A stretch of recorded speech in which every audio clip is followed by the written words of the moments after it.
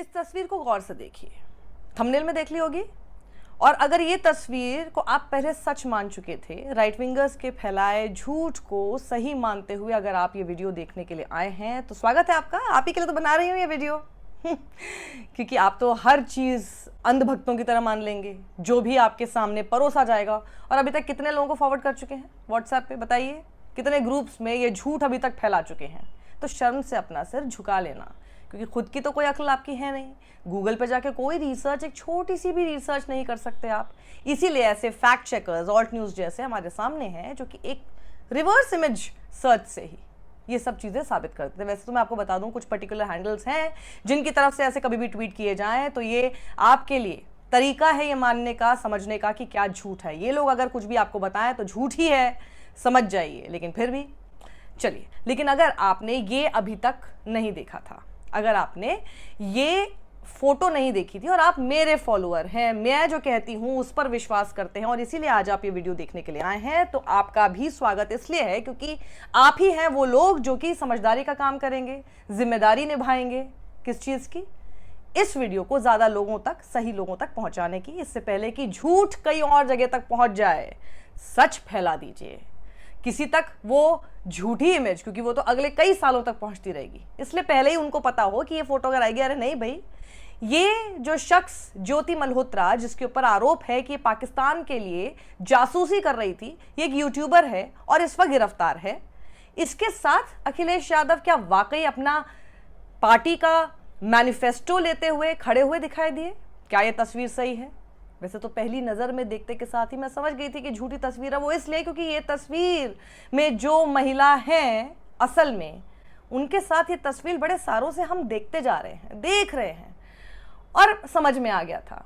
देखिए ये साड़ी, ये शॉल और इसके बीच में जो चेहरा है वो और किसी का नहीं बल्कि अखिलेश यादव की पत्नी डिंपल यादव का है। जी हाँ, ये है असली तस्वीर। कितनी समझदारी से इन लोगों ने उसके अंदर जाके प्लांट कर दिया ना ज्योति मल्होत्रा का चेहरा। और ये सब करने वाले कौन लोग हैं? हमेशा के सीरियल ऑफेंडर। और इसीलिए इस वक्त मैं इस वीडियो से अपील करना चाहती हूं डिंपल यादव से, अखिलेश यादव से, खासतौर पर डिंपल यादव जी से। आपकी तस्वीर को इसने मॉर्फ किया है। ये शख्स अरुण यादव इसका नाम है, रिपीट ऑफेंडर है।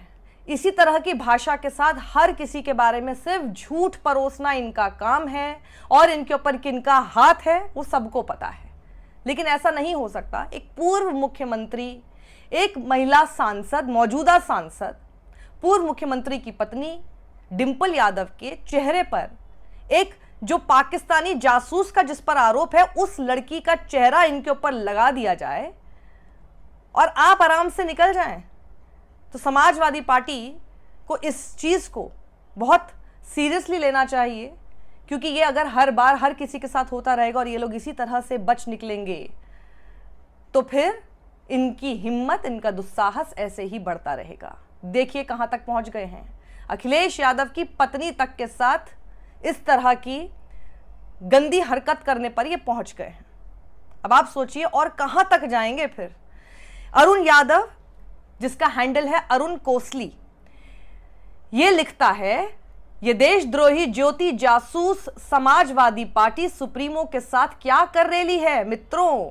हम यूं ही नहीं कहते इन सपाई यदमुल्लों को देशद्रोही सपा। बताना जरा किसी दो लोगों को इसने टैग कर दे जो भी इसी तरह की हरकत करेंगे। इसके अलावा फिर एक बीजेपी सपोर्टर है दिलीप कुमार सिंह, वो लिखता है, ये देशद्रोही ज्योति जासूस समाजवादी पार्टी सुप्रीमो के साथ क्या कर रेली है मित्रों। हम यूं ही नहीं कहते इन सपाई यदमुल्लों को देशद्रोही सपा। और इस टाइप का इन्होंने हैशटैग चला दिया। जब पता किया, जब फाइंड किया गया रिवर्स इमेज सर्च से, तो ये सामने आया कि ये तो 2017 जनवरी 22 की तस्वीर है। इंडियन एक्सप्रेस और एनडीटीवी पर ये आपको तस्वीर मिल जाएगी। अगर आपको मुझ पे भी विश्वास नहीं है, जाकर खुद ढूंढ लीजिए, अगर थोड़े बहुत पढ़े लिखे हैं तो। ये मैं उन लोगों के लिए बोल रही हूँ जो कि आंख बंद करके विश्वास कर लेते हैं, not to the other people, please don't get offended. Among them was a picture that looked similar to the viral picture. और फिर जब वो देखा गया तो देखिए ये तस्वीर सामने आई। देख लीजिए आप, साड़ी, शॉल एक उन्होंने ओढ़ रखा है, वहाँ पर पूरा साफ आप देख सकते हैं, मुझे बहुत एक्सप्लेन करने की ज़रूरत नहीं है। और ये देखिए हेडलाइन उस खबर की कहती है अखिलेश यादव रिलीजेस एसपी का मैनिफेस्टो, मुलायम शिवपाल ने इवेंट को स्किप किया। वहां पर यह तस्वीर इस्तेमाल की गई है। गेटी इमेजेस के द्वारा भी इनको ये तस्वीर मिली। टाइम्स ऑफ इंडिया में भी एक रिपोर्ट थी, उसमें भी कई सारी इमेजेस थी इस इवेंट की, जहां पर आप फुल लेंथ तस्वीर भी देख सकते हैं, जहां पर वही कपड़ों में जो महिला खड़ी नजर आ रही हैं वो तो डिंपल यादव हैं। तो अब जरा बताइए कि ऐसे लोगों का क्या इलाज है, क्योंकि ये तो रुकने वाला है ही नहीं।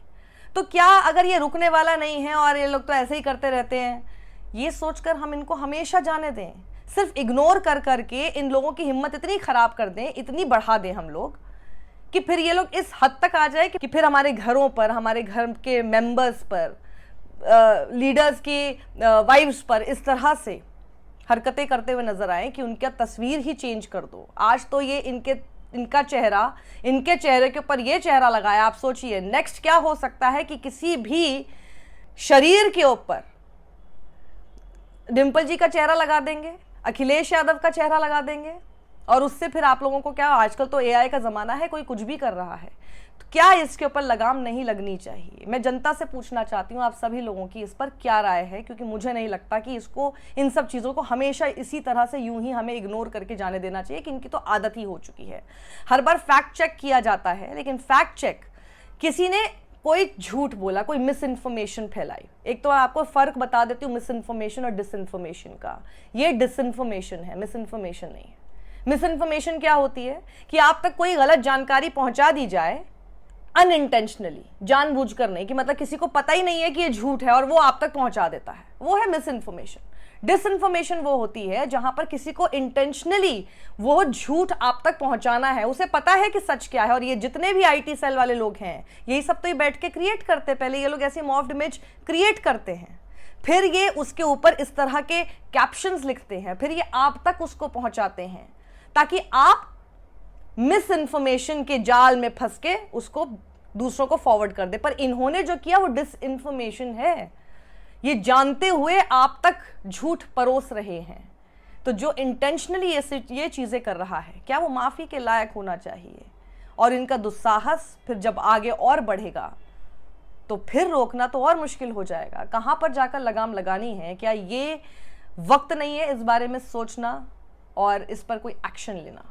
इसीलिए मैं आप सभी लोगों को कहना चाहती हूँ, गुजारिश है मेरे अपने सभी मेरे सब्सक्राइबर जो बहुत समझदार हैं, वो सब लोग इस सच को लोगों तक पहुँचाएं।